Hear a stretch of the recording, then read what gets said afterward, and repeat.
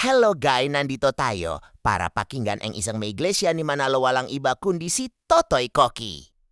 Pakinggan na natin si Totoy Koki! Paligtasan sa iglesia ni Manalo. Well, Katupa, may punto ka. Tama ka po sa iyong komento. Pero, ayon sa Biblia o banal na kasulatan na ipinangaral ni kapatid na Manalo, ang may tunay na kaligtasan po na magtatamo ang bawat tao ay sa loob ng iglesia ni Kristo. Sabi ni Tutoy Koki sa loob daw ng iglesia ni Kristo ang maliligtas. Hindi sa iglesia ni Manalo. Pasagutan natin si Eranio Manalo.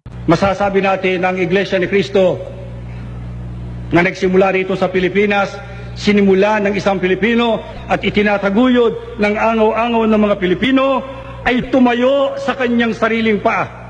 Sinimula ng isang Pilipino mula rito sa Pilipinas, sinimula ng isang Pilipino at itinataguyod ng angaw-angaw ng mga Pilipino ay tumayo sa kanyang sariling paa.